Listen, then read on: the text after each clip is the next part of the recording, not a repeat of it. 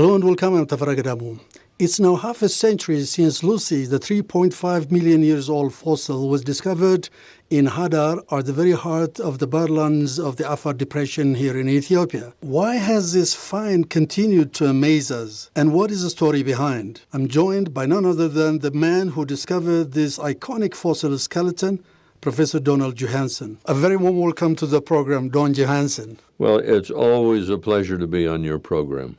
Does this feel like 50 years ago?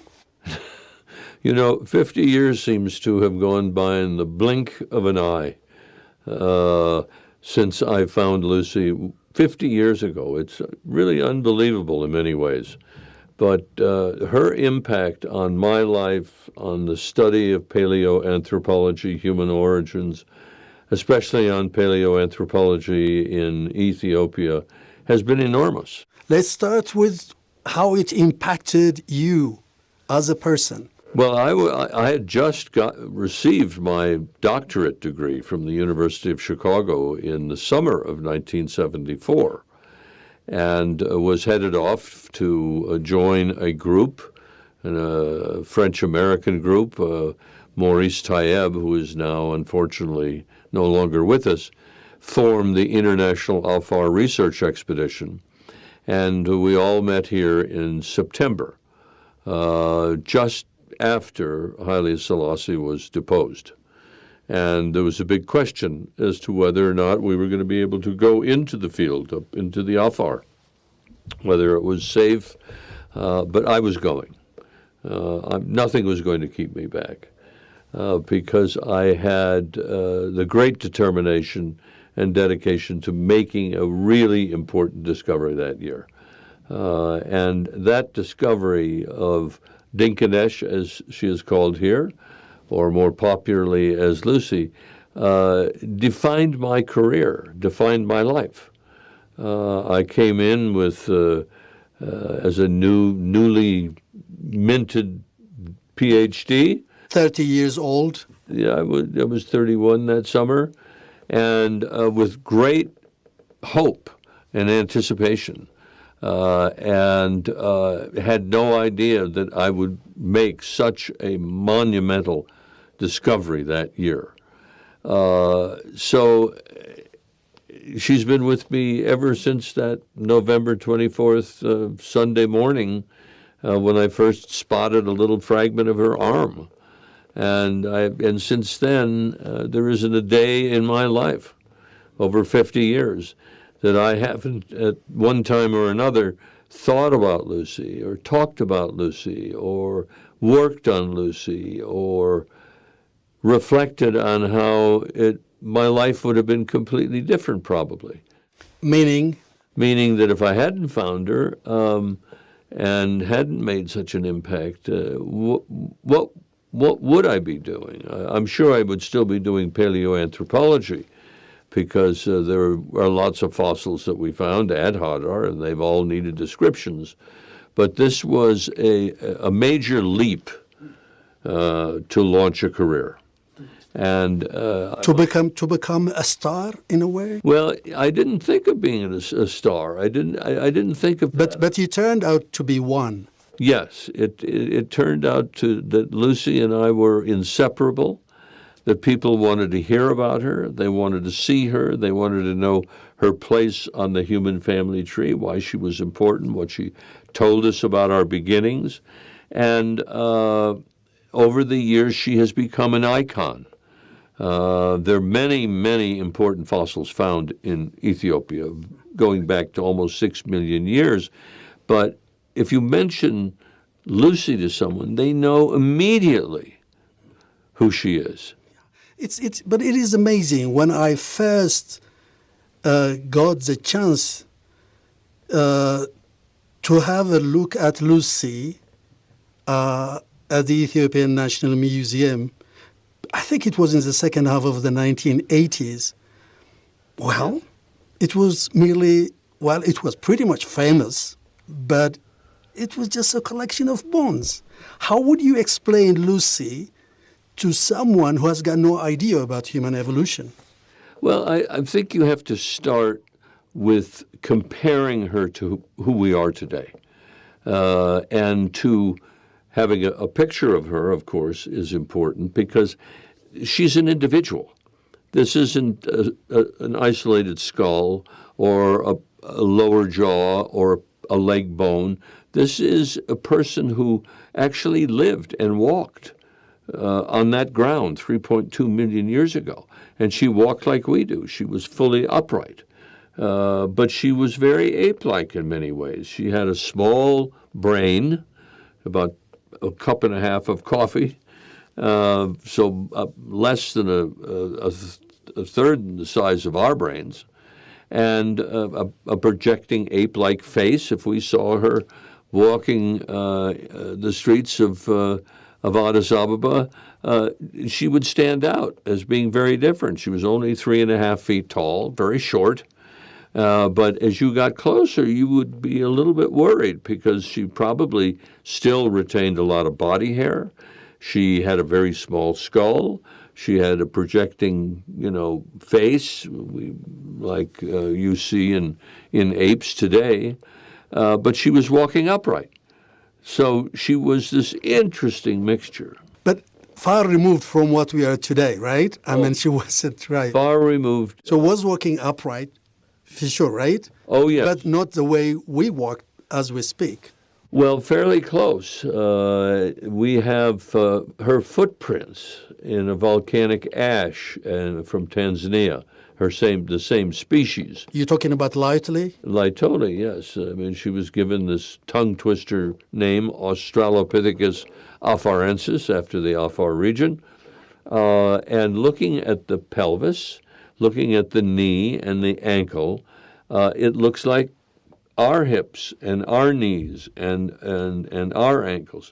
Probably her gait was, the way she walked was slightly different because she had relatively short lower limbs. Her legs were not very long. Her arms were relatively much longer than our arms today, for example. But there was a big controversy for most of the 20th century. Did our brains go big first and then we began to walk upright? Or did we walk upright first and the brains grew later? Well, Lucy shows us beyond question that we began to walk upright long before our brains began to expand. But also climb the trees. And I suspect that, at 3.5 feet tall, back in more than 3 million years ago, there were lots of dangers lurking at that time, all kinds of carnivores that might have enjoyed having her for dinner. And one of the places of safety would have been the ability to climb, perhaps, and make a night nest in a tree and sleep there. So she probably took advantage of that for sleeping at night, and also for gathering food, naturally. But there were much older fossils that were discovered. Oh, yes. Much later after Lucy was. Yes. But Lucy continues to be iconic, right? Yes. What is the dynamics here? Well, the dynamics are very interesting because if you take the average age for her species at 3.5 million, and you have an estimate of about 7 million years when we separated from the African apes, she's halfway between that common ancestor to the African apes and us and people today. So it gives us a very interesting perspective on anatomical change and the time during which those changes were made. But it's no longer the leading fossil in terms of being complete, right? Well, at that time, she was the most complete ancient human ancestor that had ever been found. Today, there are more complete specimens. There's Ardipithecus ramidus, which was found here in Ethiopia in the Middle Awash. And it's a curious species because it has very long hands. If you go to the National Museum of Ethiopia and you see the excellent exhibit they have on human origins, you'll be surprised. I mean, our hands, her hands were long, really long, and long fingers for grasping. And what's surprising about her, more than anything else, is that her foot has a great toe that diverges and is probably a grasping organ. So it looks like that was but there are indications in the pelvis that she might have been beginning to walk upright. But it's debated in certain circles, but the point is that we have evidence now for upright walking that goes back in Ethiopia almost to 6 million years.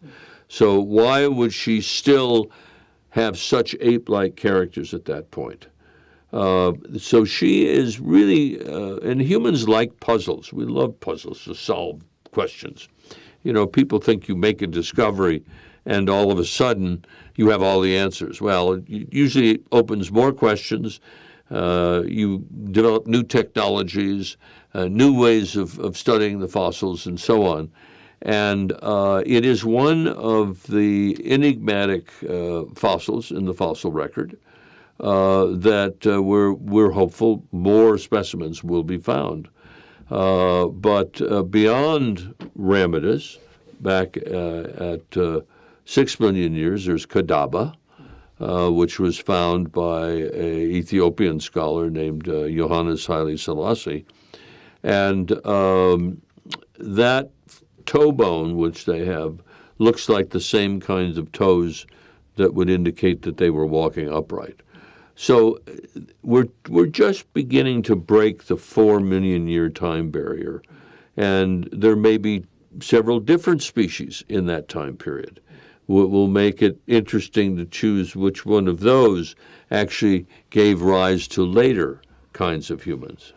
Lucy was exported twice, I guess. Once when you took it for further investigation Yes. to Cleveland, Yes. where you were then a curator, right? Yes, Cleveland Museum of Natural History. that's correct. That was by necessity. And later in 2007, it was exported to America Yes. for a bigger exhibit. Yes, That was meant for public display. that's correct. That is the 2 times it's been out of the country, I guess. As far as I know, and but I'm glad you brought that up because it shows us how much has happened in Ethiopia since her discovery. In 1974, I was permitted to take these fossils for scientific loan for 5 years because there really was no place to work on them. Today, the Ethiopian Heritage Authority and Ministry of Culture and so on have really built facilities behind the National Museum where these fossils are stored and studied, prepared, photographed, and so on, so they don't have to leave the country anymore. I believe very strongly that all of these discoveries belong in the country of origin. But that was why she and the other fossils we found in the early 70s were exported. In 2007, I think it was, as you said, she made a not as complete a tour as we wanted. There was an economic crisis. But she did go to museums in Seattle and New York and Houston and Southern California. And people who saw her really felt a deep connection to her. And I think that's partly why she has become so iconic. I was visiting here in January, and the average person, doesn't have to be an anthropologist or archaeologist or scientist, feels a connectedness to her, that Ethiopians are very proud of the fact that she was found here. But I remember sitting with you in Houston in 2007. Remember we did that interview. You were for it, right? While there were others, not too many, I guess, who were not for the export of the Lucy skeleton. Yeah, well, there were people who were concerned that she would be on loan for 5 years' time to museum exhibits, to these popular exhibits in American museums, and might not be available for scientific study. And I think that was really one of the objections. The other objection was that what if she gets broken or lost or stolen? But, single one-of-a-kind specimens of whether they be the Dead Sea Scrolls or paintings or whatever travel all the time. And museum specialists came here to Addis and made certain that she would be safe and sound, looked after, and when she was returned after the 5-year loan, I was here at that time, there was not the slightest bit of difference in the bones. It literally came back in one piece. Yes, literally came back, yes. I think I remember asking you this question, but I also want you to reflect now as well. Your field of science is a very small community of scientists, right? Of anthropologists and so on. But quite often you see this tug of war among scientists. You don't see cooperation as much as you want. Well, that's sometimes true, of course. It's very Darwinian, right? Well, yeah, some people like to guard their fossils and not show them to other people. When I brought Lucy to the United States, I thought it was very important to share them with my colleagues. Many of those colleagues have never been to Ethiopia, would never go to Ethiopia, wouldn't find the funding to come and look at these original fossils. And I felt by cooperating with these scholars was really the right choice, that they could come to my lab at the Cleveland Museum of Natural History, and they would be allowed to study and look at the originals under our supervision, of course, because it was obviously my responsibility that they weren't broken or taken or lost or whatever. And I think that when we look at science in general, at COVID, which crippled the world for the discovery of a vaccine only came about because people were cooperating. And I think that today the field of paleoanthropology is switching back to the model that where people are very interested in sharing their fossils. I was down in Kenya in January where they've made some really exciting discoveries that are unpublished, and I was able to look at them. I'm not going to say anything about them until they're published, but certainly sharing is probably, I think, much more productive. So what do you make of where we are today? Humans are making big strides, but also they are not, in a way, in many respects. Yeah. When you talk of key important things that make us human today. Yeah, I think that part of many of these problems that we face is overpopulation. I think there are just too many people in the world. Some countries are actually not gaining population. Scandinavia and Italy and a number of others. And some places are trying to face this program of reducing the number of offspring. But the problem is that we lived at Lucy's time in nature, next to nature, with nature. Clean air was free. Clean water was free. Food was free. Territory was free. And as we've overpopulated the world, now everyone is competing for these resources. And they tend sometimes to turn into conflict, like we're seeing in the Middle East today. But also, humans tend to live in cities now and forget that we're part of the natural world. And we continue to overuse the natural world, and we're running out of resources. There are certainly areas of hope. I spoke recently to a colleague who is studying the oceans.